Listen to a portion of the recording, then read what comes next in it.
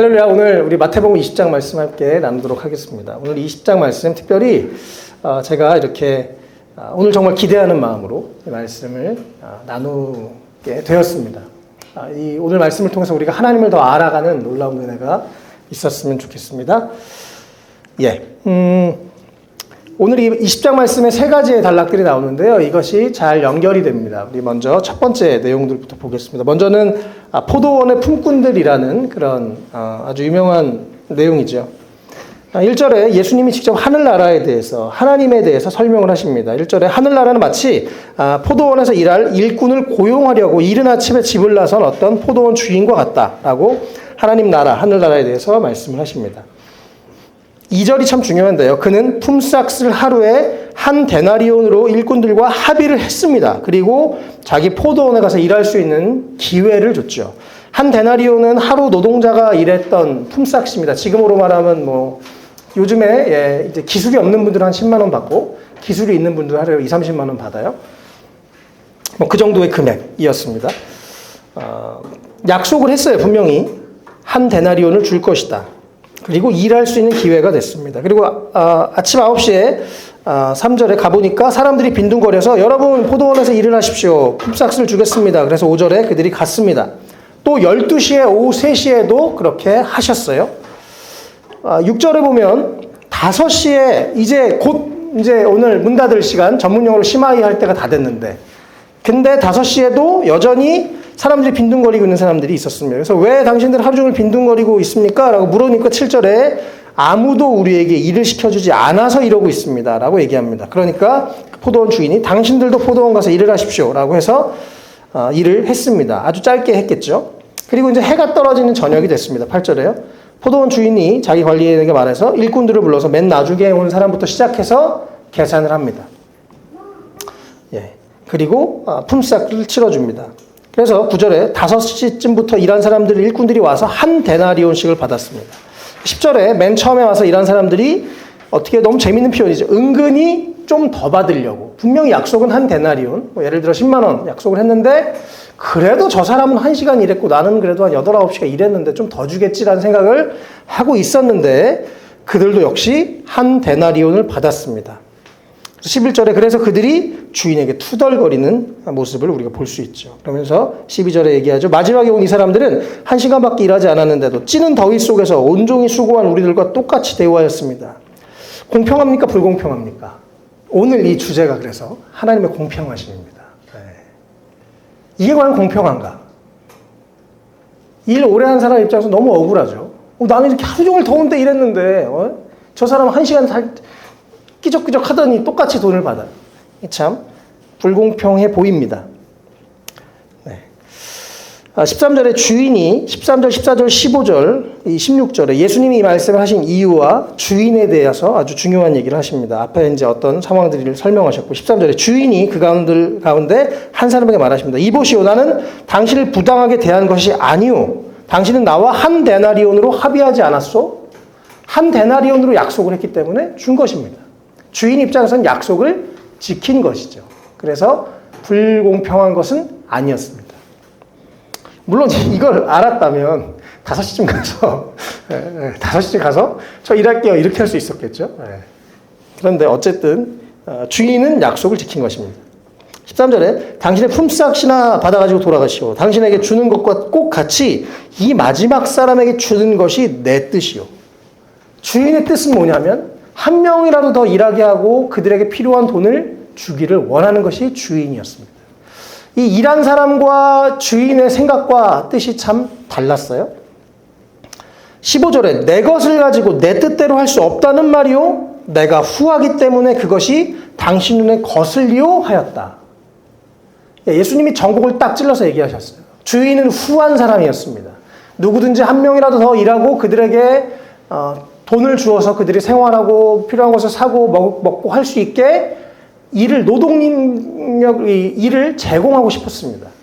그런데 일한 사람 입장에서는 너무 불공평한 거 아닙니까? 라고 말하고 있는 거죠. 그러면서 16절에 이와 같이 꼴찌들이 첫째가 되고 첫째들이 꼴찌가 될 것이다. 이렇게 말씀을 하십니다. 성경에서 말하는 하나님은 공평하신 하나님입니다. 근데 우리가 인간의 눈으로 볼 때 하나님이 공평해 보여요? 안 공평해 보여요? 안 공평해 보입니다. 그렇죠? 네. 저는 어린 시절에 너무 이 세상은 불공평하다. 하나님은 너무 불공평하다라는 생각을 많이 하면서 살았습니다. 저보다 뭔가 앞서 있고 저보다 뭔가 부유한 사람들을 볼 때마다 참 많은 시간 비교하면서 불공평함을 묵상했습니다. 그런데 성경에 말하는, 여기서 말하는 하나님의 성품은 15절에 후하신 하나님. 네. 마음이 넓고 많은 사람들을. 제가 예전에 어떤 분과 갈등이 있었습니다. 그분도 예수님을 믿는 분이고 하나님을 사랑하는 분이고 하나님의 사역을 하는 사람이었는데 저와 아주 큰 갈등이 있었습니다. 물론 겉으로 잘 티내진 않았지만 마음속에 서로 별로 안 좋아했어요. 네, 질투하고 막 미워. 근데 제 안에 너무 억울한 거예요. 그 사람은, 아니 하나님, 저 사람은 저렇게 행동도 저렇고 막 저런데 하나님 왜 저 사람을 사랑하세요? 내가 하나님이라면 저 사람한테 벌을 막 내리고 나만 사랑하실 것 같은데. 근데 하나님은 그분도 사랑하시더라고요.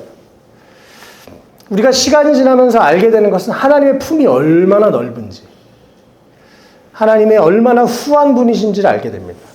그래서 사실 오늘 이 말씀에 제가 주제를 잡았던 것이 하나님의 공평하심과 인간의 자기 중심성입니다. 인간은 내 위주로 보기 때문에, 나의 좁은 렌즈로 세상을 보고 하나님을 보기 때문에 하나님은 불공평해 보입니다. 그런데 우리가 사실 다 이해할 수도 없고 알 수도 없죠. 그러나 하나님은 공평하신 하나님이시고 동시에 후하신, 마음이 넓으신 하나님이라고 말씀하십니다. 제가 저희 아이들에게 아이스크림을 하나씩 사줘요. 근데 얘는 수박바, 얘는 밥안바, 얘는 스크류바 사줘요.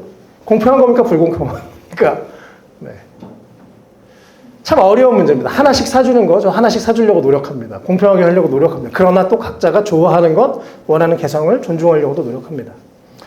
하나님 입장을 한번 생각해 보세요. 우리가 여러 가지 기도도 하고 원하는 것도 있고, 또 우리의 삶에 참 많은 다양성들이 있습니다. 내 삶에 이렇게 어려움이 있고, 내 몸은 이렇게 아프고, 내 삶에 이런 일이 있고, 여러 가지 원망과 불평을 끊임없이 할 수 있는데요.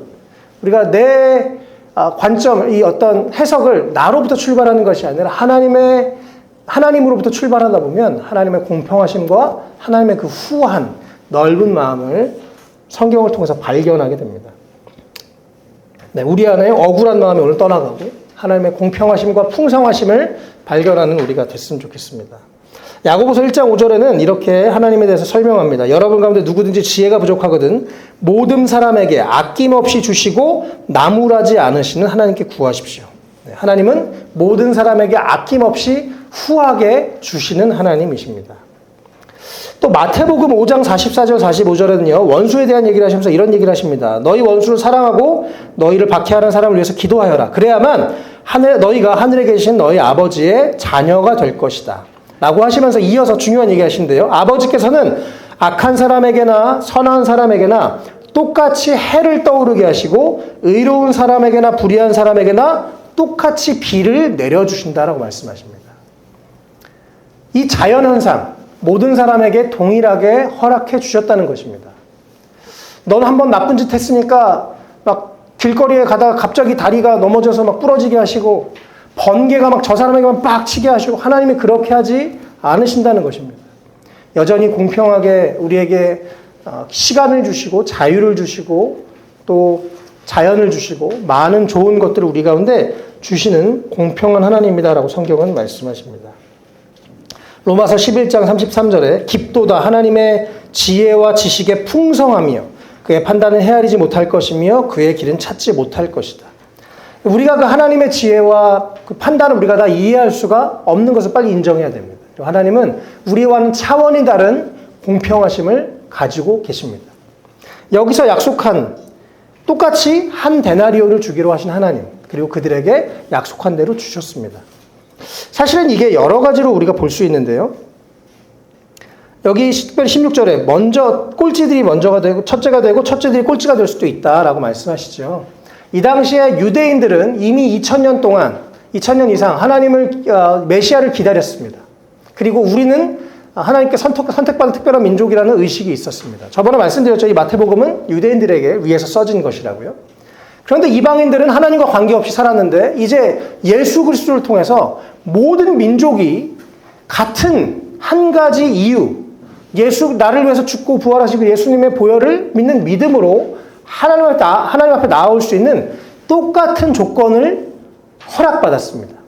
그리고 누구에게나 똑같은 동일한 너무나 귀한 것을 너무나 값싸게 공짜로 구원을 우리 가운데 허락해 주셨어요. 그러니까 유대인들 입장에서는 억울한 거죠. 왜 우리는 이렇게 하나님을 오랫동안 기다렸는데 누구나 차별하지 않아요? 하나님의 공평하심은 우리의 생각과 다릅니다. 누구든지 공평하게 주님을 만나고 또 주님 안에서 영원한 생명을 누리기를 하나님이 원하시는 거죠. 그래서 오늘 이 포도원의 일꾼들의 이 비유를 통해서 사실 하나님이 너무나 풍성하고 좋은 분이시라는 것, 우리가 정말 우리의 이 속 좁음으로 다른 사람에게 하나님 저 사람은 좀 사랑하지 않으셨으면 저 사람에게 좀 좋은 거 안 주셨으면 하는 우리의 그런 이기적인 마음, 또 자기 중심성을 가지고 있는 그 마음들이 하나님의 공평함을 못 보게 하는 것이죠. 하나님은 여전히 공평하시고 좋은 하나님이시라는 것을 알게 되시면 좋겠습니다. 네. 제가 이렇게 어렸을 때 저희 부모님께서 슈퍼를 하셨어요. 네. 그래서 저는 이렇게 어렸을 때 부모님이 고생하시는 건 눈에 안 보였습니다. 어렸으니까. 그냥 우리 집은 왜 이렇게 다른 집보다 가난하지? 뭐 이런 생각을 했습니다. 슈퍼에 딸린 작은 방에서 살면서. 근데 제가 그렇게 언젠가 이렇게 가게에서 좀 일을 할 일이 있었는데요. 이제 성인이 돼서 그 가게에서 일을 하면서 이렇게 앉아 있는데 그 가게 슈퍼에 사장님, 사모님이 이렇게 제가 이렇게 물끄러미 쳐다보고 있는데 어렸을 때 우리 부모님이 보이시는 거예요. 내가 어렸을 때는 우리 어머니, 아버지가 얼마나 수고했는지 이해조차 하지 못했는데 성인이 돼서 다른 집 슈퍼 아저씨, 아줌마 이렇게 앉아서 보고 있으니까 우리 어렸을 때 우리 아버지, 어머니가 얼마나 희생을 했고 얼마나 고생을 했고 얼마나 청소를 했고 재고를 또 채워놓고 짐을 나르고 사람들에게 욕을 먹고 별의별 사람들을 상대하면서 잠을 못 자면서 쉴 일이 없이 그렇게 일하신 것이 커서야 비로소 알게 되더라는 것입니다. 그래서 어렸을 때 우리 부모님은 왜 이렇게 못났고 부족하고 막 그런 생각들이 시간이 지나서 저렇게만 하신 것만으로 참 대단하다. 나도 저렇게 내가 저렇게 하라면 못하겠다. 이렇게 생각이 바뀌더라고요. 네. 그 전보다 제가 여러 면에서 나이와 또 경험과 신앙과 여러 가지가 성장해서 점점 자기 중심성을 벗어나니까 보이는 넓은 세계가 있더라는 것입니다. 우리가 정말 우리의 어떤 문제와 아픔에 사로잡혀서 하나님은 왜 나한테 이런 일을 행하시지? 왜 나에게 이런 일을 주시지라고 생각하지만 하나님은 여전히 너무나 공평하게 또 사랑을 누구에게나 그들을 찾는 자에게 사랑을 베푸시고 은혜를 베푸시는 좋으신 하나님, 공평하신 하나님이라는 것을 우리가 더 깊이 알게 되었으면 좋겠습니다. 하나님이 선하신 분이라는 것. 성경에는 선한 분은 하나님밖에 없다라고 얘기하는데 선하신 하나님을 우리가 아직 다 이해할 수 없다고 해서 아닌 게 아닌 거죠. 그래서 우리가 선하신 하나님을 더 깊이 알아가는 우리가 됐으면 좋겠습니다. 이 안에서 저는 이 인간의 자기중심성을 보게 됩니다. 나한테 너무한 거 아닙니까? 근데 하나님 입장을 우리가 한번 생각해 보시면 좋겠어요. 또 삶에서요, 여러 가지 어려움이 있고 고통이 있고 문제가 있고 사건이 있는 것, 너무 감사한 것은 하나님은 좋은 하나님이기 때문에 우리에 있는 어떤 일이라도 우연이 없습니다. 뭔가 그것을 통해서 우리 가운데 하나님이 하고자 하시는 뜻이 있다는 것도 참 감사한 일입니다. 하나님이 우리를 괴롭히시려고 계속 매를 들고 다니면서 다양한 방법으로 우리를 괴롭혀서 막 말려 죽이는 하나님이 아니시고, 때로 우리 삶에 고통이 있고 어려움이 있고 그것을 내가 선택했을 수도 있고 내가 선택하지 않았을 수도 있지만 그것들을 통해서 하나님이 우리 가운데 뭔가 하실 일이 있다는 것을 우리가 알게 되었으면 좋겠습니다.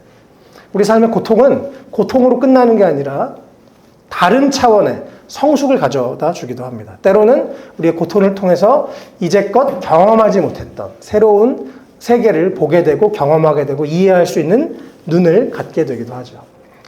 우리 사랑이가 어렸을 때 중국에 갔었죠. 그래서 중국 선교사의 아이로 살았습니다. 이 PK, MK로서의 삶을 살았죠. 저희가 그때 일본에 갔을 때 일본 선교사님 첫째 딸과 사랑이가 대화를 많이 하지 않는데도 막 우는 거예요, 서로. 일본에서, 외국에서 이 선교사의 자녀로 고생한 것을 서로 알기 때문에 몇 마디 하지 않아도 울고 서로 위로가 되고 그러는 것을 제가 보면서 야, 정말 인생의 이 경험들, 왜 이렇게 하나님 나의 인생을 어렵게 하세요? 라고 우리가 생각할 수 있지만 시간이 지나면 그 어떤 경험들이, 어려움들이 누군가를 이해하게 되고 또 우리의 품을 넓게 하고 세상의 다른 사람들을 더 깊이 알아가는 그런 통로가 된다는 것을 다시 한번 발견하게 됐습니다. 우리 안에 이 하나님의 풍성함을 더 알았으면 좋겠습니다. 또 하나님은 참 우리 가운데 하나님은 우리에게 다 획일적으로 하지 않으시죠. 동시에. 그래서 우리가 헷갈립니다. 하나님의 공평하심과. 하나님은 다양성을 좋아하십니다. 여기도 지금 다 다르게 생겼잖아요. 성격도 다 달라요. 이 다양성을 하나님은 좋아하시고 각 사람의 그 다양성에 따라서 그 다양하게 살아가는 모습들을 하나님이 기뻐하십니다. 동시에 우리에게 자유의지라는 것을 주셨습니다. 우리에게 자유를 허락해 주셨어요. 그래서 내가 선택할 수 있고 내가 행동할 수 있고 물론 그 자유에 따른 책임과 결과도 내가 지는 것입니다. 근데 이 사람들은 아까요 선택했죠. 내가 그 주인의 초청에 따라서 일하는 것을 선택했고 주인은 그것에 합당한 페이를 줬습니다. 그런데 왜 뭐 저 사람은 그것이 아니라 그냥 하나님이 다양성을 좋아하시고 다양성을 존중하시는 분이시라는 것, 또 우리에게 자유의지를 주셔서 우리가 하나님을 선택할 수 있게 우리의 인생을 정말 하나님은 자유를 주셔서요. 우리가 이 길로 갈까 저 길로 갈까 기도하고 알아서 가세요. 일로 안 가면 하나님이 막 계속 쫓아다니면서 때리고 이런 하나님이 아니십니다. 하나님에 대해서 오해하지 않으면 좋겠어요. 하나님은 후하신 분이시고 마음이 품이 아주 넓으신 좋으신 아버지이십니다. 우리 안에 그래서 자유의지를 허락하신 하나님을 기억하면서 오늘 내가 통제할 수 있는 바로 오늘이라는 시간을 내가 자유의지를 잘 사용해서 잘 활용하면서 앞으로 더 좋은, 더 풍성한 인생으로 또 하나님을 기뻐하시는 인생으로 하나님을 기쁘시게 하는 인생으로 그렇게 살아갈 수 있으면 좋겠습니다. 네. 어쨌든 그래서 우리가 오늘 이 말씀의 아까 앞부분의 결론이요. 또 우리가 먼저 믿었다고 해서 그만할 필요도 없습니다. 또 자만할 필요도 없어요. 먼저 꼴찌들이 첫째가 되고 첫째들이 꼴찌가 될 수도 있습니다. 그냥 나는 내 길을 잘 가면 돼요. 네. 우리 주님과 나와의 인생은 주님과 나와의 관계가 가장 중요한 것입니다. 특별히 오늘 이 말씀들을 우리가 깊이 하나님의 공평하심을 생각하다 보면 다른 사람과의 비교가 끊어지게 됩니다. 나에게 왜 이런 일이 있습니까? 하나님 내가 어떻게 해야 되겠습니까? 여러분 하나님께 많이 질문하십시오. 그리고 다른 사람들과의 비교를 그치십시오. 하나님의 공평하심을 내 짧은 머리로 하나님의 공평하심을 오해하지 않으셨으면 좋겠습니다. 저도 사실은 제가 마음이 좀 힘들고 안 좋을 때 SNS를 저는 안 봐요. 인스타그램 같은 거 보잖아요. 갑자기 막 다른 사람이 막 부러워 보이고 막 그러면 제 마음에 나는 뭐 하고 있나 막 이런 생각들이 듭니다. 자괴감이 들어요. 마음이 괜찮을 때 봐도 저 사람 저렇게 사는구나. 문제가 없습니다. 그런데 뭔가 자꾸 이 세상은 특별히 SNS가 우리를 다른 사람과 비교하게 만들죠. 진짜 행복과 진리를 에서 우리를 오히려 벗어나고 헷갈리게 만듭니다. 다른 사람과 비교하지 마십시오. 이것은 사단이 주는 생각입니다. 우리는 하나님 바라보면서 하나님의 선하심을, 그 풍성하심을 또 공평하심을 바라보면서 하나님 앞에서 우리가 어떤 상황에 처해 있든지 그 자리에서 최선을 다하고 또 하나님의 뜻을 구하며 살아가는 우리가 됐으면 좋겠습니다. 이사야서 55장 8절 9절에 나의 생각은 너희의 생각과 다르며 너희의 길은 나의 길과 다르다. 하늘이 땅보다 높듯이 나의 길은 너희의 길보다 높으며 나의 생각은 너희 생각보다 높다 말씀하십니다. 네, 그 크고 놀라운 하나님의 생각을 우리가 다 이해할 수 없다는 것을 빨리 인정하고 때로는 10년 뒤에 20년 뒤에 30년 뒤에나 그래서 그랬구나 라고 이해하게 되는 일들이 있으니까요. 그러니까 하나님을 우리의 짧은 생각으로 오해하지 마시기 바라고 하나님의 그 공평하심을 우리가 더 깊이 알아가는 또 그 하나님의 넓은 품, 그 후하신 하나님의 마음을 우리도 닮아서 내 중심성에서 넘어가서 다른 사람들도 후하게 대할 수 있는 우리가 되면 좋겠습니다. 네, 이어서 이 17절부터 19절까지 예수님이 세 번째로 죽음과 부활에 대해서 말씀하십니다. 중요한 얘기고 심각한 얘기죠. 17절에 예수님께서 예루살렘으로 올라가시면서 12제자를 따로 곁에 불러놓으시고 말씀하셨습니다. 보아라, 우리는 지금 예루살렘으로 올라가고 있다. 인자가 대제사장들과 율법학자들에게 넘겨질 것이다. 그들은 그에게 사형을 선고할 것이고 그를 이방 사람들에게 넘겨주어서 조롱하고 채찍질하고 십자가에 달아서 죽게 할 것이다. 그러나 그는 사흘째 되는 날에 살아날 것이다. 예수님이 자기 자신에 대한 얘기를 하시죠. 곧 죽을 것이고 조롱을 당할 것이고 여러 가지 문제를 겪게 될 것이라는 것입니다. 예수님은 얼마나 이 얘기 심각하게 하셨을까요? 그렇죠? 정말 이 결의에 찬 마음으로 얘들아 내가 이제 곧 죽을 거야.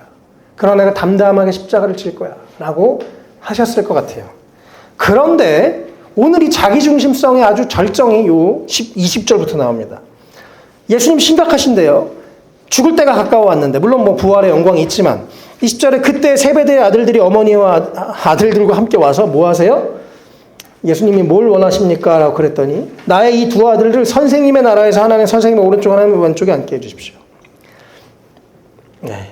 자기네만 잘 먹고 다른 제자들 필요 없다는 거예요. 그렇죠? 우리 자식만 중요하다는 겁니다. 네. 너무 이기적인 자기중심적인 모습들을 우리가 볼 수 있죠.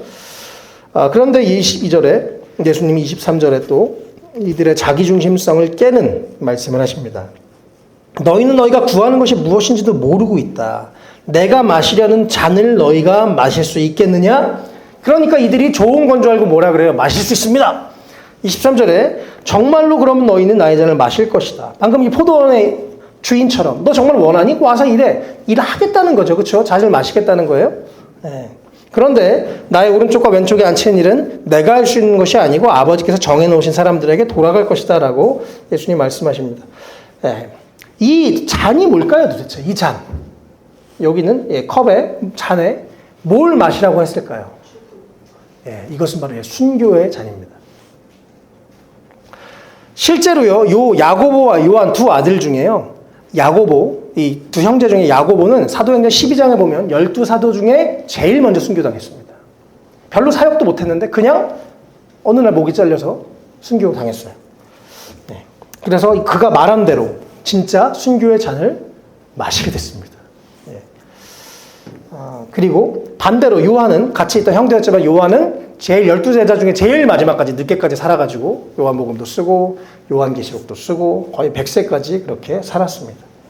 네, 각자의 삶의 그런 마셔야 될 잔, 또 하나님의 사명이 다르죠. 네.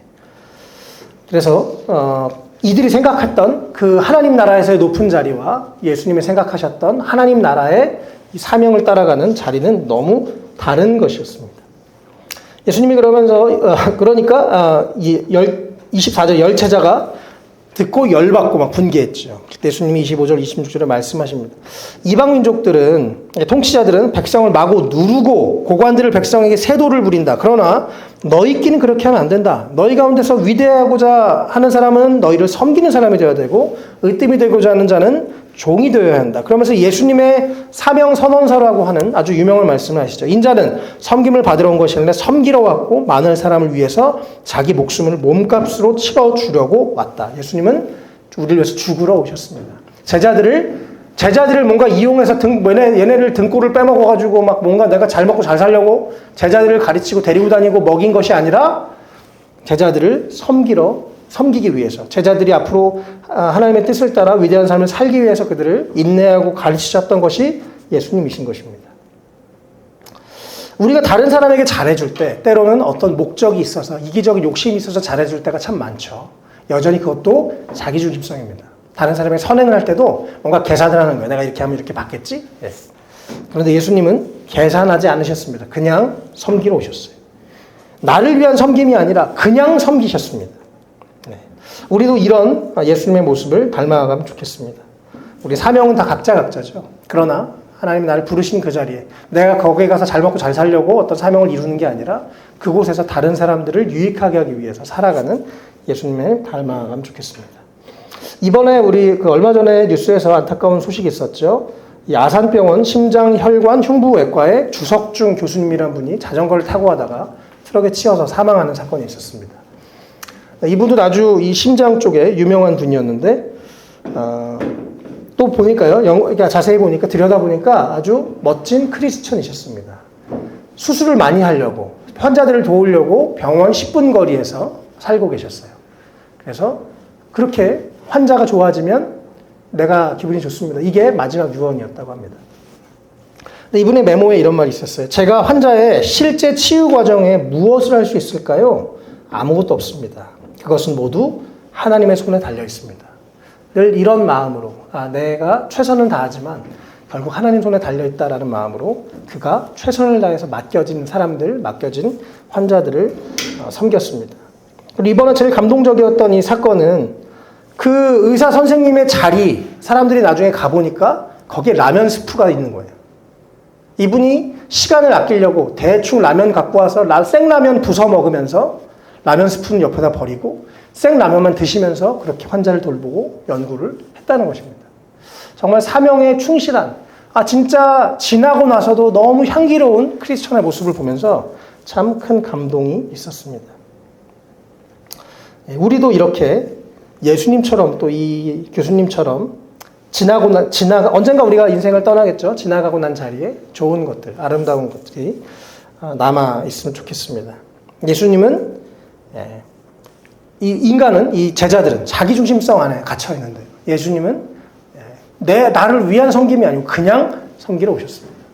우리 안에 이 시간이 지나서 우리가 신앙적으로나 또 여러 면에서 우리가 점점 성숙해져서 우리가 자기중심성을 벗어버리고 주님을 더 알아가고 주의 뜻을 따라 살아가는, 그리고 기꺼이 다른 사람들을 또 나눠주고 섬길 수 있는 우리의 삶이 됐으면 좋겠습니다.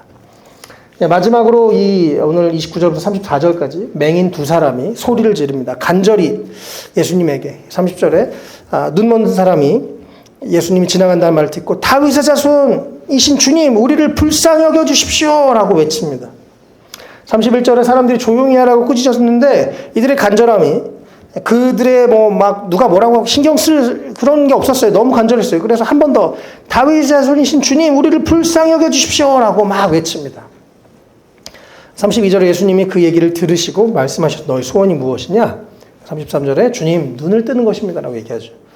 34절에 예수님께서 가엾게 여기시고 그들의 눈에 손을 대시니 그들은 다시 보게 되었습니다. 저는 오늘 이 세 번째 단락의 내용이 오늘 이 앞부분의 내용과 매우 연결된다는 생각을 이렇게 묵상하면서 하게 됐어요. 하나님의 공평하심, 또 동시에 후하신 그 하나님 아버지, 또 인간의 자기중심성, 우리는 어떻게 살아야 될 것인가? 인간의 자기중심성을 버리고 하나님을 찾고 하나님께 많이 기도하고 하나님의 뜻을 구하며 사는 우리의 삶이 됐으면 좋겠습니다. 오늘 이 눈먼 사람들처럼 주님 도와주십시오. 우리가 그 주님의 후하심, 그 풍성하심에 기대서 하나님의 얼굴을 구하는 것이죠. 저는 오늘 이 마지막 본문의 34절에 너무 중요한 한 단어를 발견했는데 예수께서 가엾게 여기시고라는 단어였습니다. 불쌍한 거예요. 안타까운 거예요. 이 스플랑크 니조마이라는 말인데요. 불쌍히 여기다. 영어로 had compassion on them. 그들을 긍휼히 여기고 싶고 동시에 그들을 향한 열정이 생기는 것입니다. 그 좋으신 주님의 마음에 이들의 외침이 딱 다가가니까 내가 얘네들을 돕고 싶다. 내가 얘네들을 고쳐야지라고 하는 아까 그 하나님의 공평하시지만 동시에 후하신 하나님, 풍성하신 하나님의 그 성품에 이들의 기도가 닿았다는 것입니다. 이 스플랑크 니조마이라는 말이요. 불쌍히 여긴다. 여기서는 가엾게 여긴다는 말인데 이 원래의 뜻이요. 내장, 간장, 창자, 폐, 심장 이런 우리의 장기에서부터 끓어오르는 이 속에서부터 솟구쳐 오르는 불쌍함, 연민, 긍휼 이런 마음을 뜻합니다. 마치 아이가 막 아파요 지금. 막 얘가 열이 나서 막 죽을 것 같아요. 막 이럴 때 부모가 발을 구르면서 차라리 내가 아팠으면 좋겠다. 차라리 내가 좀 아팠으면 좋겠다. 라고 하는 것이 바로 이 단어입니다. 예수님이 그 눈먼 자들이 주님 우리를 불쌍히 여기십시오 하고 외칠 때 차라리 내가 못 봤으면 좋겠다. 내가 못 보고 쟤네가 나았으면 좋겠다. 그런 마음으로 고치셨다는 것입니다. 주님에게 능력이 막 충만해서 아무나 팍 고치시는 것 물론 능력이 있으시지만 더 중요한 것은 주님 안에 그런 사랑과 후한 마음이 있으시다는 것입니다. 이것이 하나님 아버지시고 이것이 예수님의 중심된 마음입니다. 하나님의 공의와 하나님의 사랑이 함께 있는데 먼저는 공의가 아니고 사랑, 긍휼인 것이죠. 우리가 이 자기중심성에 갇혀 있을 때 하나님 공평하신 하나님 왜 저 사람은 저렇게 하시고 막 이러고 우리 이렇게 생각할 수 있지만 하나님의 마음의 깊은 곳에 들어가면 그 안에 그 어쩔 수 없는 사랑이 있으십니다. 그래서 우리도 이 눈먼 사람들처럼 하나님의 그 긍휼을 의지해서 하나님께 많이 기도하고 구하고 또 우리가 질문이 있다면 왜 이렇게 불공평합니까? 하나님께 따져도 괜찮습니다. 그러나 우리가 그것을 하나님께 계속해서 가지고 나가시면 좋겠어요. 오늘 이 두 사람처럼 간절함을 가지고 또 사모하는 마음을 기대하는 마음을 가지고 하나님한테 나아가는 우리가 되면 좋겠습니다. 그럴 때 주님은 우리 가운데 우리를 불쌍히 여기시고 네가 그랬구나. 내가 힘들었구나. 내가 너를 낫게 하기를 원한다. 내가 널 고치기 원한다. 너의 인생에 이러한 문제들은 이러이러한 계획을 가지고 있단다라고 주님이 우리 가운데 친절하게 가르쳐 주시고 말씀해 주실 줄 믿습니다. 우리가 그 공평하시지만 동시에 후하신 하나님 앞에 우리가 더 많이 기도하고 구하는 우리가 됐으면 좋겠습니다. 또 우리 안에 하나님에 대한 오해가 풀어졌으면 좋겠습니다. 또 우리가 우리에게 자유를 허락하신 똑같이 허락하신 이 시간을 허락하신 하나님 앞에 감사한 마음으로 게으르지 않게 살고 최선을 다해 살고 시간을 낭비하지 않고 또 하나님이 우리에게 주시는 그 자유의지를 가지고 정말 좋은 일들을 하면서 또 하나님을 기쁘시게 하고 많은 사람들을 부유하게 하는 우리의 인생이 되면 좋겠습니다. 말씀을 정리하겠습니다. 오늘 이 10장의 내용들 하나님의 공평하심과 인간의 자기중심성에 대해서 우리가 함께 살펴봤는데요. 공평하신 하나님, 풍성하신 하나님, 부유하신 하나님을 우리가 기억하면서 우리 안에 혹시 하나님에 대한 원망이 있다면 또 다른 사람과 비교하는 부분이 있었다면 우리가 또 회개하고 내려놓고 우리에게 정말 받을 수 없는 그 은혜를 허락하신 하나님. 우리가 받을 수 없는 자격이 없는 그 구원의 은혜, 하나님의 자녀가 된 그 한 데나리온을 받은 우리의 삶을 기억하면서 우리가 더 많이 감사할 수 있으면 좋겠습니다.